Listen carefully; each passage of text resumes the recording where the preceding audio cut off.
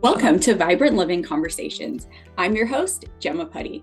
As a life coach to midlife mamas and people, I'm excited to bring these conversations from North Idaho and across this whole region, even to California, to support you on your journey to vibrant living, glowing from the inside out, fully living in your own true to you power.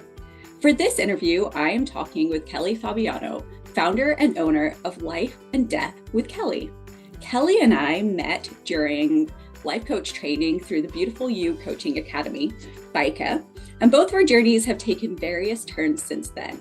And I've been fascinated watching Kelly evolve her business into both life and being a death doula, to put it in her own words, to support the human experience. So welcome, Kelly. Thank you so much for joining me today. Thank you for having me. I'm excited to be here. Yeah. Now we've kept in touch on and off since life coach training school, right? Like that was such Yeah.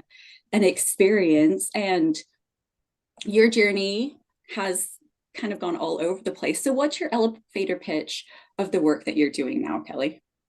Well, as a life coach, I support moms in reclaiming the pieces of their identity outside of motherhood. So I help them take up space in their own lives.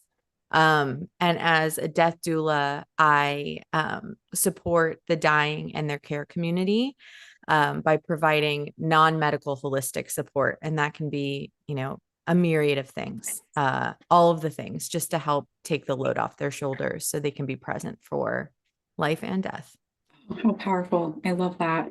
So what's your story, your passions, and your purpose in developing your business into cover both sides of this spectrum? Well, so my journey started with, well, it kind of it started with life coaching, death work, life coaching. I started working with a life coach during the pandemic. Yeah. I was just at a place where I was really good at the career that I had developed. I was really proud of the work that I did, but I wasn't feeling fulfilled, and I just wanted to explore. What am I doing here? I was a mom to two young children, still Right. am. They're still Yeah. young. Um, and I just felt, especially during the beginning of the pandemic, I was a teacher, a mom, and a career woman, and there was just no way to fit it all into one day. I was exhausted. And so I worked with a life coach to kind of dig into where my purpose lied. And death work came about. And in that, I was kind of forced to, in the gentlest, most lovely way possible through my death doula training, I was forced to kind of accept and face my own fears and beliefs around death and dying. Hey, powerful. And yeah, and it felt like once I faced my inevitable end Yeah. and that veil was kind of lifted, I had permission to live more fully and to take up space in my life. Right. Yeah. And so as a mom to young children, it's really hard to do that. Yes. um, and that kind of developed into wanting to work with women in taking up space in their lives and live now, because we don't know when our time is up. We don't Right. know, our end is inevitable, but we Right. don't know when that's going to be. And if it's tomorrow, I want to know that I lived as unapologetically me as possible. So that's kind of how those intertwined. Love And they that. still do. Yeah. I love that. How beautiful. I'm curious with the death doula. First of all, when that came up for you, like this feels like something I want to work with. Did you just get online and search like I honestly had never heard of the term death doula until I was following you. And I love that concept. Obviously, also having small children, doula is a word that, I'm like, oh, yeah, someone to support you in childbirth. But then the death doula aspect of it, it's like that is also such a pivotal time. Obviously, Mhm. like you're saying, that you would want to be beautiful and like, oh, so powerful. So I mean, was it a Google aspect and you found a program that spoke to you, kind of like you did with Beautiful You Coaching Academy? I'm just curious how that worked. Yeah, I actually didn't know death doulas existed either. And my partner was just like, I remember because I was sitting in the couch that's right over there. um, he was at the kitchen table and he had mentioned that his friend had graduated from their death doula program. And I had never heard of a death doula. And so I looked it up and Mhm. was like, oh my gosh, this is not only what I need to be doing, but this is who I am. This is a piece of my core identity. It just felt like it was a piece of me that was missing. Um, and it was like lightning to the chest. I know I've said that a million times. But it really truly was, because it cracked me wide open. And, I'm the person that has the 5, 10, 15, 20-year plan, super over analytical, budget like crazy. I worked in production finance. So to just walk away from that um, is so completely out of character. But I felt so called to this work. I couldn't look back. It's like the version of me pre-death doula walked out the door. There was no going back. Yeah. Amazing. It was something that you needed at that time in life to Oh my gosh. Yeah. get beyond the routines and the norms of just day-to-day life, it sounds like. Yeah. Yeah. Did they take you? I'm curious the gist of it because obviously there's very different perspectives on life and death in general. And for me, it's come down to almost like a spiritual connection to trust or to be comfortable in this life and what potential the next life is, or all of that stuff. But I'm curious, as a death doula, how do they teach you in that course to hold space for people that maybe have different perspectives on life? I mean, I know that's a Mhm. pretty epic question. Yeah, I think so. The program itself um was very insistent on not bringing your own lived experiences into the room. In a sense of, to bring them into the room, but to not let them inform uh, your interactions with the person that is dying in their care community, because we all come from different um, walks of life, have different spiritual beliefs, religion, faith, what have you. We've all had, most of us, I would venture to say, probably everyone listening has lost someone. And that loss has informed in some way how they feel about death and dying. My biggest loss at the time, and still is my father.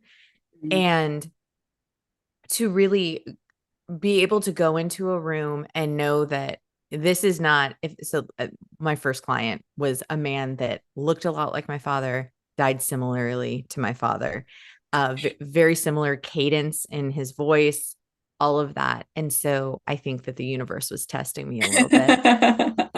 But going into a room and knowing, okay, this is not my dad. I'm not going to make up for what I didn't bring to the table with my dad because he did the best I could. I'm not here to save this man, change this man. I'm here to sit with this man, hold space for him, advocate for his wishes. I hope that's answering your question. Yeah, no, that's good. I've I've worked with people from all different faith perspectives, from like a staunch atheist to a super heavily religious individual. And it's really just respecting that that's the part of their identity. That's who they are, just like any other piece of their identity. Yeah. I'm not here to change it, influence it, anything. I'm here to be with it and make space for it, enhance it, honor it. It's, Yeah. you had mentioned birth doulas. And I feel like birth and death are two of the most sacred points in our life, right? And I think that that is the time where my preconceptions, my opinions, all of that goes out the door. I am here to honor you, every element of you in this space, and make you feel seen, heard, respected, revered, and allow this experience to be as beautiful and expanding as possible. Oh, I love that so much. That's amazing. And I mean, honestly, it's like life coaching is too, right? We can coach Mm-hmm. anybody because it's not about us. It's about meeting the Mm-hmm. person where they're at, honoring, respecting, celebrating the wins that they choose to take on, helping them work through the stuff. So I guess in that sense, all three from birth, death doula, life coach, death doula, it's allowing someone else to come in and hold space for you, Mm-hmm. support you, ask you powerful questions, for you to open up and connect to what's important to you in these times. Oh, I love it.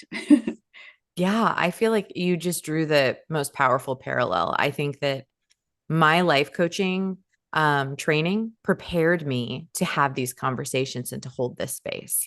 Right. Um, and that was really where I got the skill set of not bringing this isn't I'm not telling someone what to do as a coach. You know that you're not telling someone what to do, you're not prescribing a life for them, you are supporting them, you are Right. advocating for them, you are the person, that they carry along with them.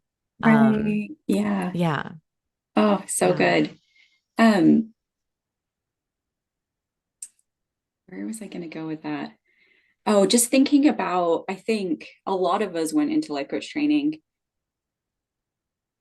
A coach said this to me since we've done life coach training, but she was like, you're living outside of your body. You're living to serve other people, which I think is very much the Western woman in a lot of senses. Like we have to remind ourselves to get back in our body. She said to tell me to like live behind my own eyes, which I still get shivers because it's so powerful of thinking like, I get to serve myself first. I fill up my own cup first. I align myself first so that I can show up and be the woman, the mom, the employee, the friend, the partner that I want to be.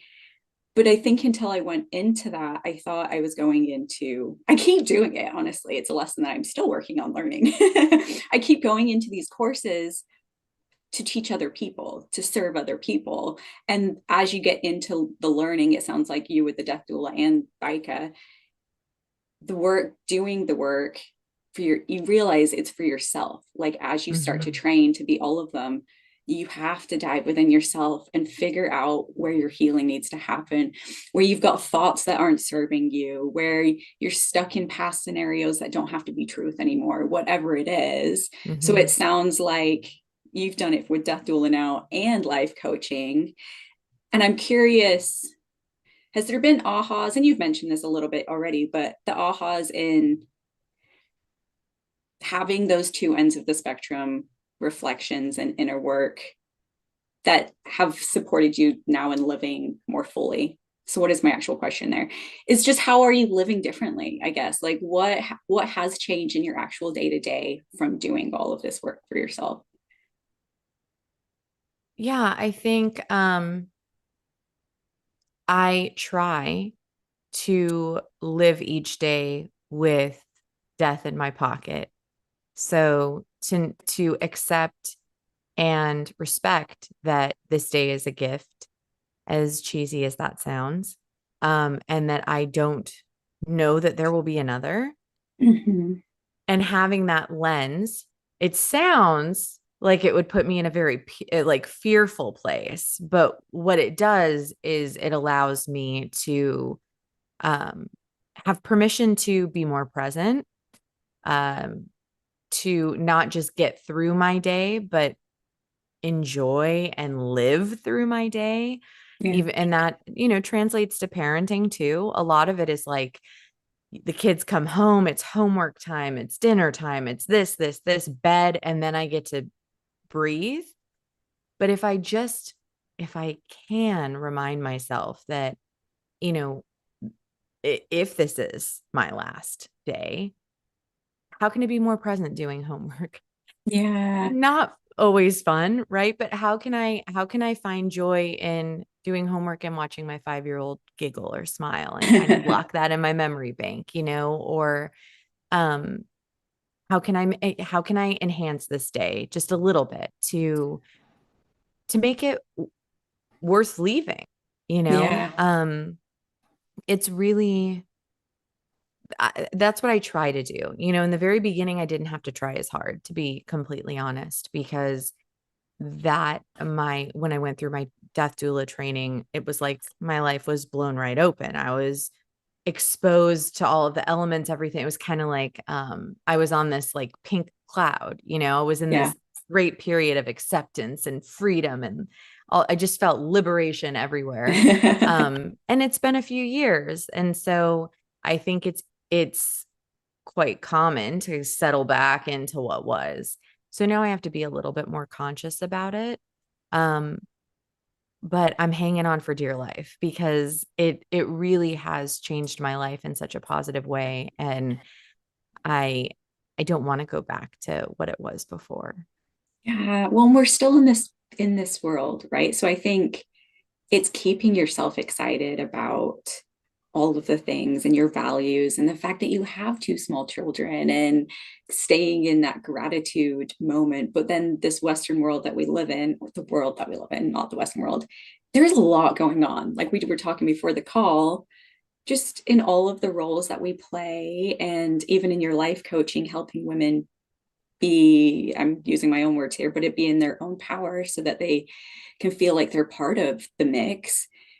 It's so easy to, you wake up in the morning and something immediately needs to be done, right? It's like, okay, am I making Mhm. breakfast? Where do the kids need to be? What needs cleaning? Where are my clothes? Look, right? You're just immediately, you can be immediately sucked into the needs of the world, worldly things, unless you implement these like little moments throughout the day to be like, okay, I'm going to get up 10 minutes early to be into my own body, to connect with source or whatever your thing is, right? It's Mhm. like, it's those tiny little things throughout the day to, I love having this perspective of the death aspect too. Because for me, it's been for so often, it's been for so long, it's been focused on like, I'm living life fully. Like, I refuse to go down without living life fully. But Mhm. having that end of the spectrum too, we could all die in the next minute, right? And how you define life and death, because I think there's even a lot of people out there defining death as a burden and life as a burden, death is scary. So when you're going through life with those definitions in your pockets, ooh, right? Yeah. That's not a Yeah. great way to live. So you're helping people flip that on their head, and life is beautiful. Let's live it to the fullest. Like we're here for a reason. Like we're surrounded by amazing people. And if we're not, let's get with a life coach and make that happen. And death is just a beautiful closure on that life. I mean, anything you'd add there? That was a whole spill. Yeah. Yeah. I think that, so I'm trying to, what you said about life being can be a burden and death is scary.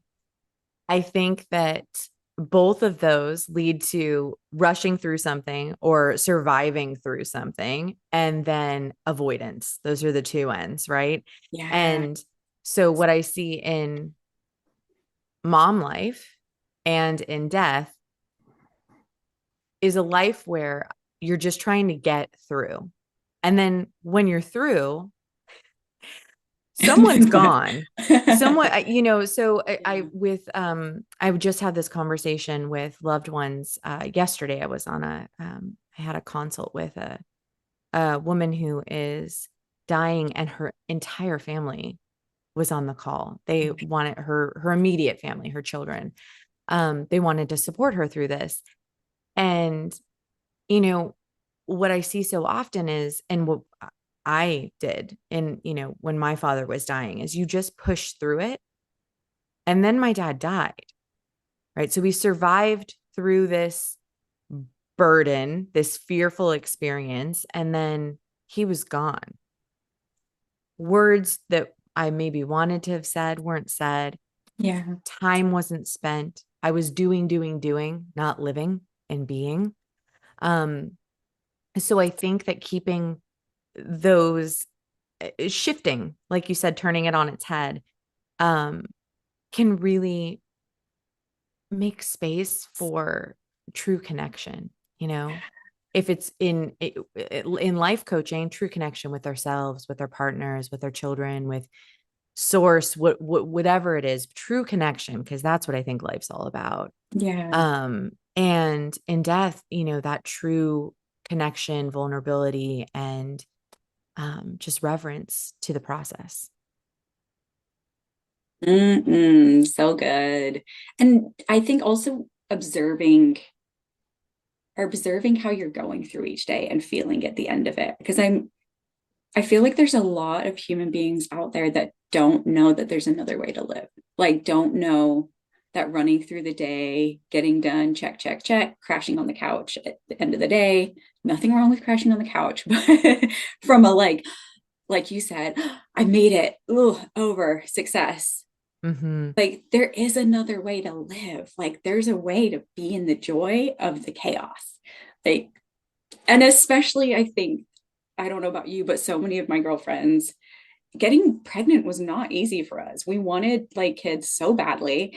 And of course, like we've been on this, like, we're going to be successful career women the first Mm-hmm. part of our life. And we made it. Great. We made it. And then we get to midlife and we're like, we want children. And then no, it doesn't just happen, because your body's stressed out and your mind is all over the place and you want it to happen immediately. So then you have kids, and then it's into the next chapter of like, oh man, kids are a lot of work. Like, I'm tired. I need, you're like, what are we doing to ourselves? Like, all of this is things that we've actually kind of created. We wanted to be career women. Okay, now we realize maybe that wasn't all that it was cut out to be. So we've learned our lessons. We're going to pivot.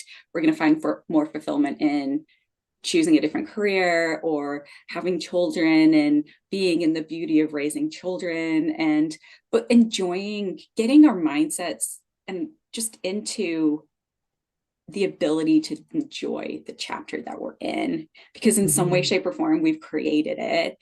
Mm-hmm. And if our mindset's off about it, of course we're going to be in survival and blah mode, right? And that's just, Yeah.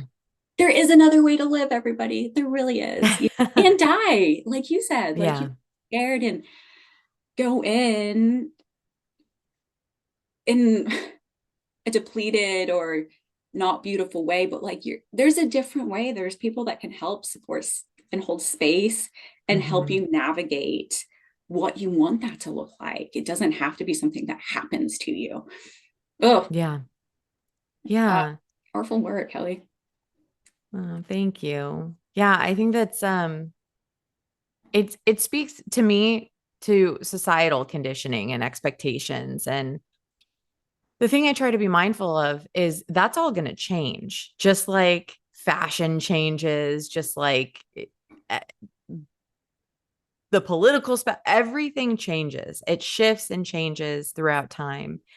And so if we're trying to fit ourselves into an expectation that's quote unquote in for this decade, this time in our lives, knowing that that's not going to always be, that's not what it's always going to be.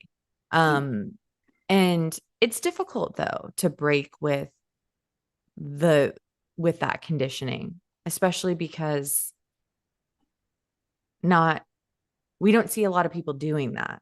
Right. Um and the people that we do maybe are revered as like heroes or extra special, like, athletes and movie stars and, all it's the level of like, oh, well, I'm not them. I'm just me. Yeah.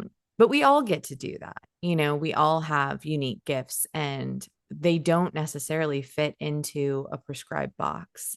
Right. So, yeah. Yeah. Yeah. And I think, I don't know about you, but with me, there's everyone's a very strong word. Counselors are a commonplace thing in our society. Life coaches, in at least in my world, aren't a commonplace thing. And the difference that we've seen between counseling and life coaching, let's focus on life coaching. It's very like proactive, forward thinking, setting goals for the future, moving forward. But in people kind of look at me like with two heads and like, I don't need support with that. I've And it's, I mean, Mm-hmm. I need support with that. Holy cow, like all the things like going around in my head and all of the ideas and stuckness and blah, blah, blah on both ends, excited and frustrated. Having someone to facilitate your, okay, but where do you really want to be going in this chapter? How do you want to feel on the Mm-hmm. daily basis? Is this thought in your brain actually serving you, or should we pluck it out and redesign it?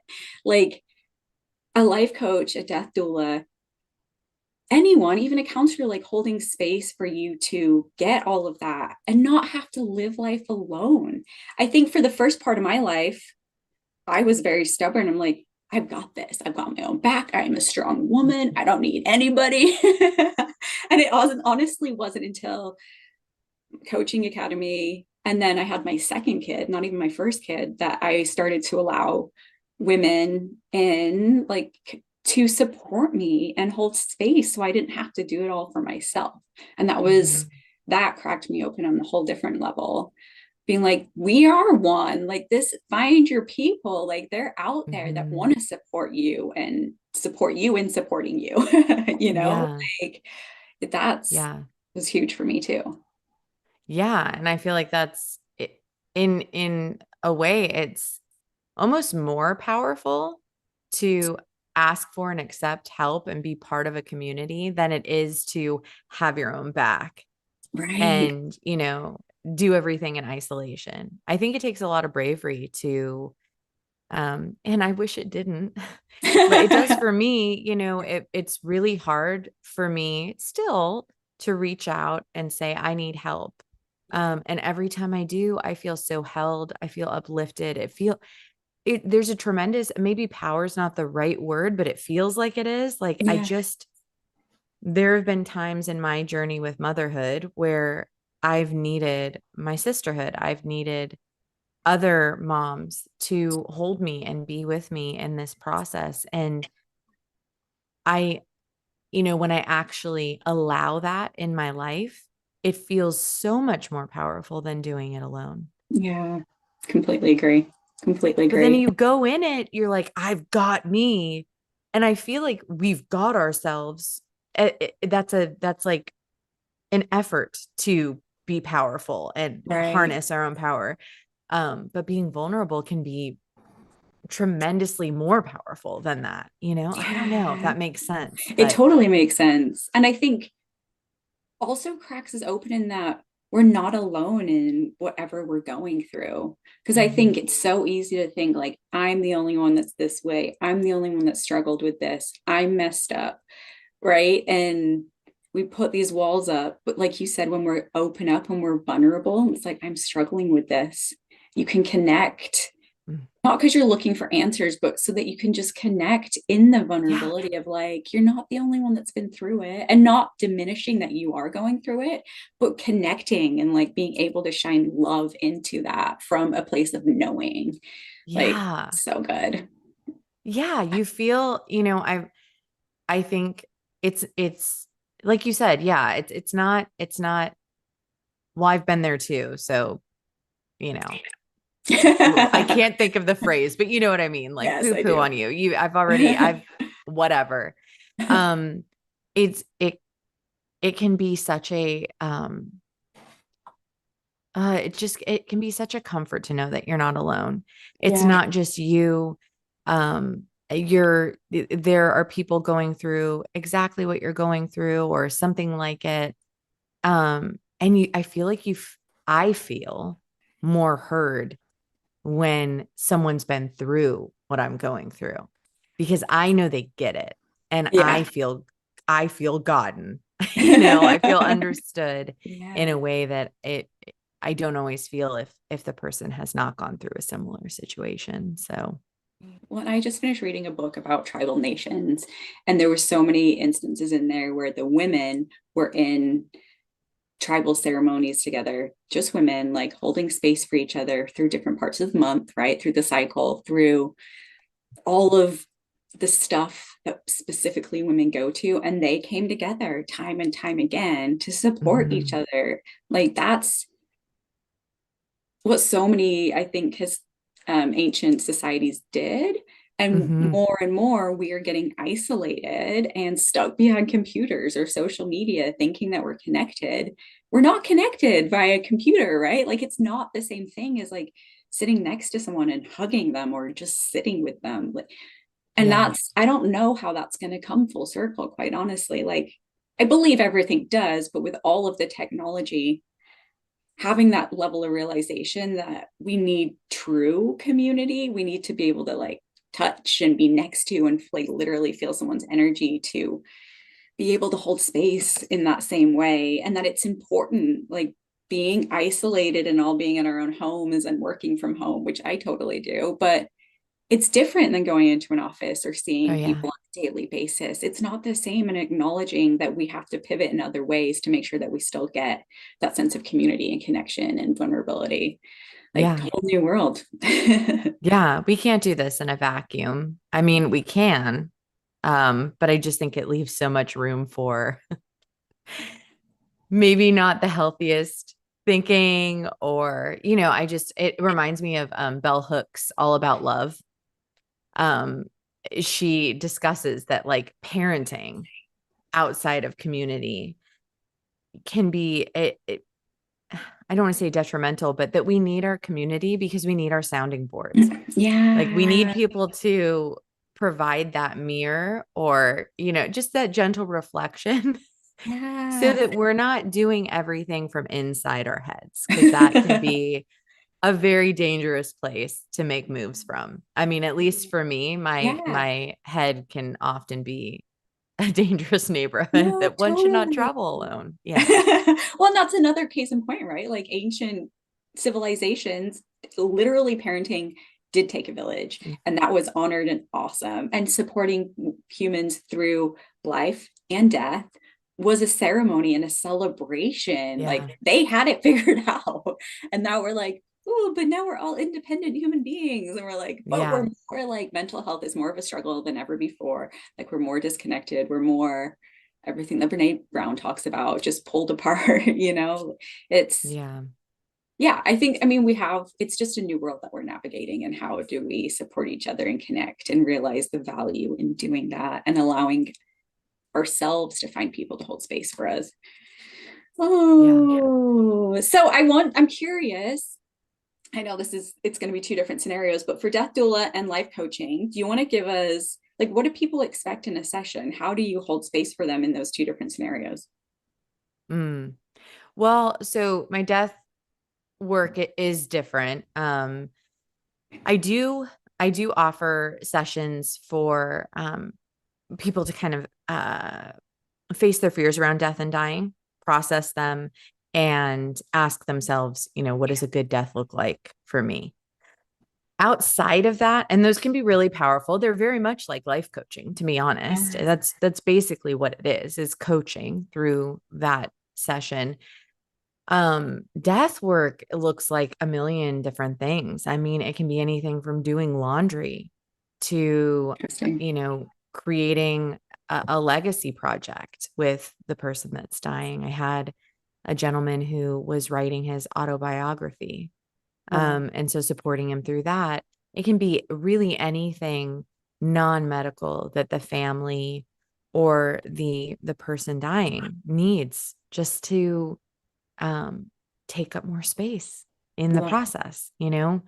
And in coaching in general, I, I take clients through a series. So either 6 or 12 sessions. And we start out with a few really powerful goals. I am here and I would like to be here. And come up with a, plan for getting them from point A to point B. That's kind of what, Right. and then, as far as I guess the logistics or the nitty gritty in holding that space, a lot of it is staying grounded and remembering that you are there to hold space, to actively and curiously listen, to reflect back, and trying the best you can to remove yourself and your preconceptions from the picture. I don't know if that Well, answers. yeah, no, that was good. I have two questions. What Mm-hmm. are you finding, I mean, like you said, we're all dying. So in a beautiful way, but at what point are people reaching out to you to be a death doula? Is it people that are like, okay, I know I have X amount of time to live, or people that are just more elderly and they're like, I don't know when I'm going to go, but let's just do some work together and wrap my brain around what I want this to look like? How is that? Mm-hmm. So I have, there's kind of, I support two different kind of stages in life, I think. One is advanced planning, and it's not just wills and trusts, which, by the way, I'm not a lawyer, so I cannot facilitate that legally. No desire. Nope, nope. But getting those ducks in a row can be really important. It can be a huge weight off your shoulders. I have a trust now. I have an estate plan, and um, that was a huge weight off of my shoulders just to know that it's taken care of. Yeah. Um, but on that front, you have a presumably rather, healthy individual who has many years to live, not actively dying, not given a prognosis, where they want to look into what a good death looks like for them. So they'll engage. I hold workshops called Good Death Workshops. And that's a bit like my death coaching, where it's what has informed your fears and beliefs around death. What does a good death look like to you? And we'll do like a really beautiful death meditation. This all sounds very morbid, but it is not at all. The amount of smiles and warmth in the room, I swear, it's just something you need to give it a chance, because it's beautiful. So there's that end. There are people that are curious, death curious, that want to lift the veil, that want to stop walking around with the elephant in the room, acknowledge it so that they can have the freedom to live their life. And that was me, right? So there's that piece. And then when it comes to being engaged to be a death doula, usually it's either the person themselves has been given a terminal prognosis, or a family member will reach out. And I've supported just family members and not the person that's dying before as well. I just had a client, I supported her through her father's death. Her father didn't want to work with a death doula, but she did. She wanted to be able to show up for her father in a way that she felt proud of at the end of the day. Kind of like coaching, if you think about it. Like, how do I show up for my life and this piece of my life in a way I can be proud, in an authentic way? So yeah, that's kind of normally how I've been engaged. Now I'm new. I've only been doing this for, oh my gosh, well, 3 years now. That's not But new. it still feels very, very new. Yeah. But that's how I've been engaged in the past or present, or yeah. Yeah. What was my other question? With life coaching, you said you mostly work with moms, right? Yes. Yes. Yeah. Okay. Okay. It's been a mixed bag, actually. I've worked, I would say, mainly with women identifying folk, but not necessarily mothers. Okay. But that's my, I'm so I think it's like goes back to what you had mentioned. I know that I'm not willing to let go of moms, but it is really hard for mothers to say, this isn't working for me. I want more out of my life, or I want to take up space in my own life, because we're taught that that's selfish. You Yeah. can't do that. So I can't tell you how many moms will go to a workshop and then after it come up to me and say, this is beautiful, but I'm fine. Okay. Interesting. That's Yeah. that's it, and that's great. I I just want you to be more than fine, but I completely agree. And I think, I mean, I'm on the same path. Like, I believe so deeply in me showing up as me first, and then being able to bring my full cup cliched, I know, but to everything else, including my children. But it's been a struggle, Oh especially like yeah. one child, no big deal. Two children, like all of my time could go to all the other things. So I've had to be that much more intentional over the last couple of years, that much more intentional, very. And I've been all over the road and how I've like where I've been, like I've had times where I'm like, I have literally no time for anything else. I'm just going to embrace this. And not that I don't love embracing it, which I think is part of it probably too, right? That guilt of like, I don't even know this guilt, but just it's so easy to be absorbed into whatever the main thing in your life is. For us, it's children right now. But knowing like there's some tickling in the back of your head that's like, but I don't want to look back in 10 years and be like, well, I gave out my workouts and now I eat junky food and I stopped going to the classes that really brought me joy. Like, I believe there is a cross, there's a way to live for both of them. Would you agree with that? And I Absolutely. would love for you to talk a little bit about your experience in that too, because I know you have two boys.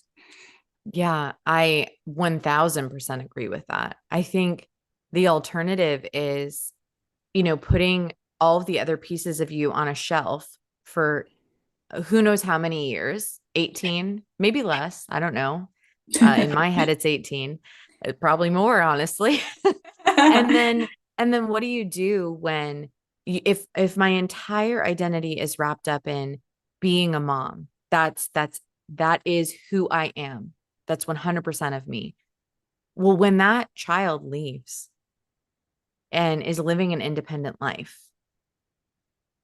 when I look at that shelf, all of those pieces that I discarded, I don't know that it's going to be accessible or easy for me to pick them back up Right. and I think integrate so. them back. I feel like I've watched that happen to the generation before me, Same. where you were only a good mom if you sacrificed yourself for your kids.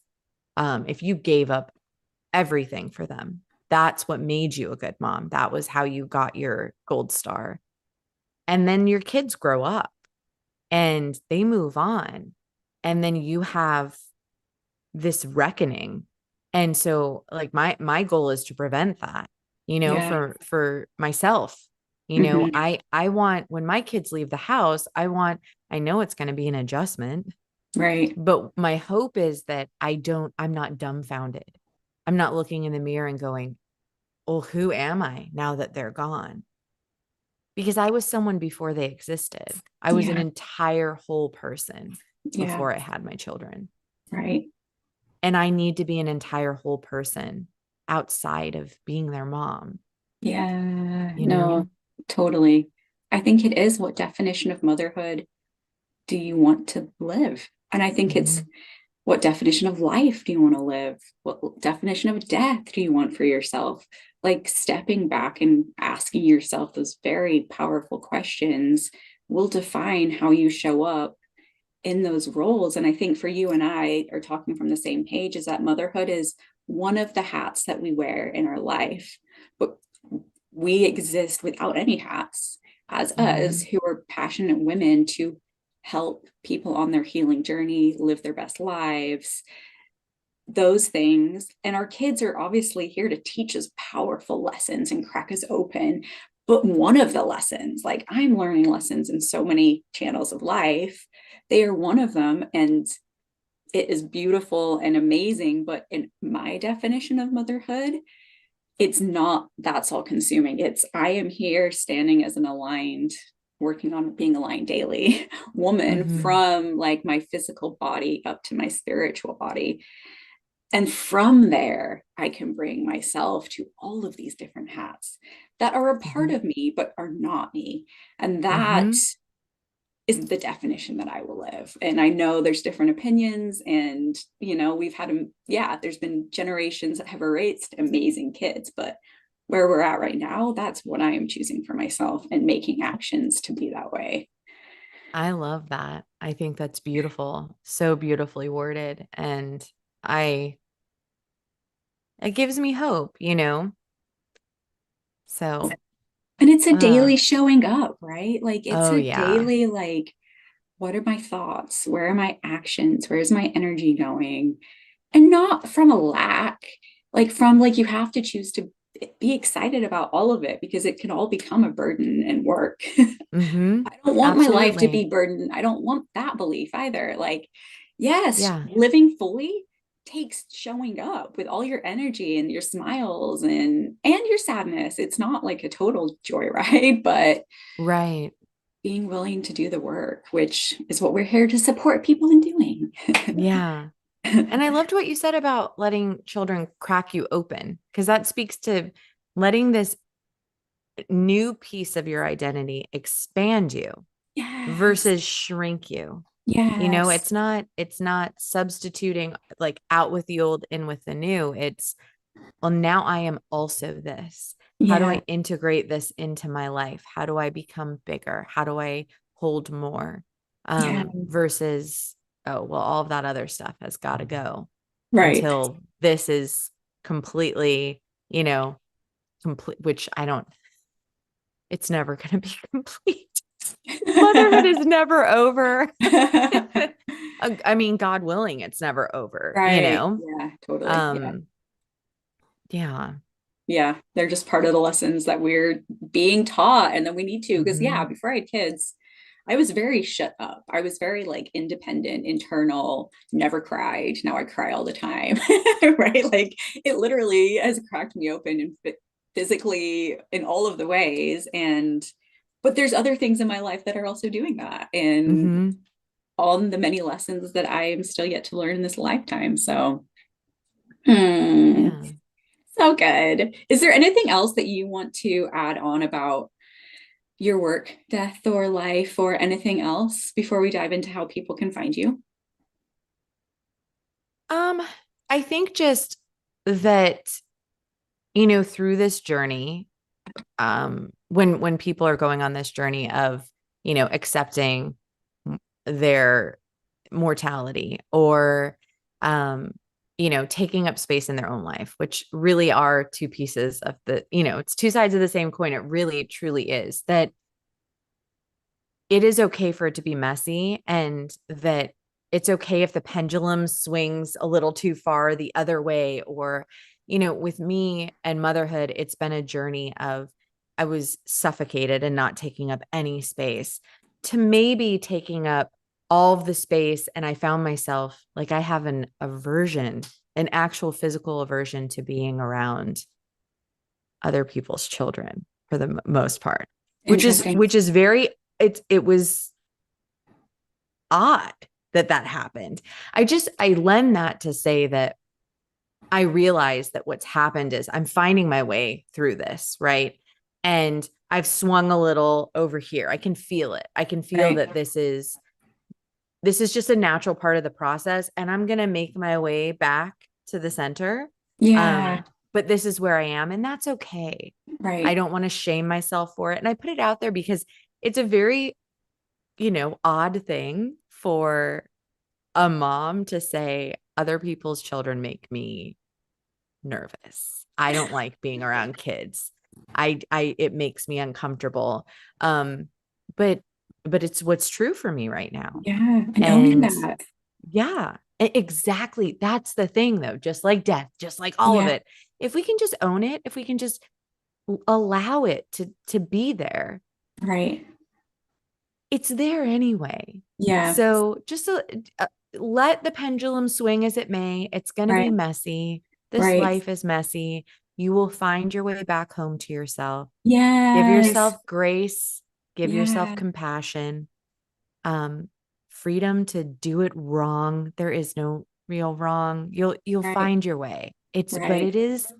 it's messy, you know, Yeah. and not always linear. Like you said, you have to remind yourself to be in alignment every day. It's Yeah. not, you don't just wake up hearing the birds and just like, you know, one with the world. Maybe some days you are, and that's beautiful. And then sometimes you have to really work hard and struggle for it. Yeah. Um, it's Yeah. messy. Yeah, it is. And having those just your rituals and your go-tos in Mhm. place, right? So when you're Yes. having those days, you're like, okay, but how do I, like, reminding yourself to come back home to yourself, having tools that allow you to come back home to yourself, like that's part. And I don't know about you, but in midlife, like that's what it's become for me is it's not a crisis. This is not our midlife crisis. This is our midlife awakening or midlife alignment. Like in midlife, we get to be confident women because we know what works for us. We know what doesn't work for us. And not Yeah. everyone does. This is the work that I am doing, is like supporting women being like, let's figure it out. We've already lived not several, a few decades that, like, let's look back on what was working and what wasn't working and where you're feeling a little off and come back to center and come back to center from Yes. that like powerful inner wisdom, not external wisdom, like that's it. This is our awakening time to really embrace like 20s, 30s. We learned a lot of lessons, but now it's like having that, putting the glasses on, finding the clarity. And Mm-hmm. this is what's important to me. This is how I want to feel and show up on a daily basis. Like, boom, so that your pendulum starts to swing less and less. Hopefully, that's my goal anyway. Like, Yeah. right? It's just right here with me on a daily basis. Yes. I love that. It's powerful work that you're doing. Very powerful It's work. honestly, it's for right now. It's like as much for myself as like that's what I need to. Mm-hmm. Yeah. Yeah. 100% agree. So good. So Kelly, how do people find you? What's the best way if they're interested in working with you? They can go on my website, which is Okay. lifeanddeathwithkelly.com. And I will put it in the show And notes. awesome. Yeah. Just go on there. I have free consultations. So on both sides of the coin. So yeah, if you're death curious or life curious or anywhere in between, just book a consult and we can chat. Nice. And you've been on several podcasts too. So there's other conversations you can listen to of Kelly's wisdom and fun. Yeah, your Instagram is super fun to follow too. I'll link that as well, just to get little snippets of Kelly and what she's all about and how she brings support and light to this world. So Thank you yeah. so much, Gemma. Oh, hugs. Oh. Well, I like to end with the question. So, my definition of vibrant is glowing from the inside out. So, I'm curious, are there people on your journey that have really inspired you, like two or three different organizations or people that have inspired you on your journey? And you don't have to name names. That's So I would say, and this may sound weird, but the first person that came to mind is the adult librarian at our public library. love Um, that. she is just such a light of a human being, so curious, and has, afforded me the opportunity to hold workshops about death and dying and just being in community. And that's just really been such a light to my life. I have a client that I work with who has moderate Alzheimer's, who has really taught me how to live in the present. Mm, And it's such a beautiful gift that I would not have gotten in the way that I've received it without knowing her. Third, I don't want to say, I mean, I think, is it corny to say my kids? no, no, I not at feel all. like they've been set. I mean, I wouldn't be where I was without them either. And they are kind of like that magnifying glass of they find joy in everything. And that Right. lens, having that youthful lens is beautiful. So Love um that. it's not all butterflies and cupcakes, let me tell you. I feel like we are on the struggle bus a lot. But I am so grateful for that lens because it's almost like getting to redo childhood a little bit. Yeah, totally. And Right. yeah, yeah. Oh, yay. You're awesome. So powerful. Yeah, I just excited to keep following your journey and yeah, everything that you're doing in the world. It's awesome. Same here with you. Thank you so much for having me. And I could just talk to you for hours. I I know that we know. can't do that right now, but yeah. But we'll continue to. Okay. Yes. Yes. Awesome. Well, thanks again, Kelly. Thank you.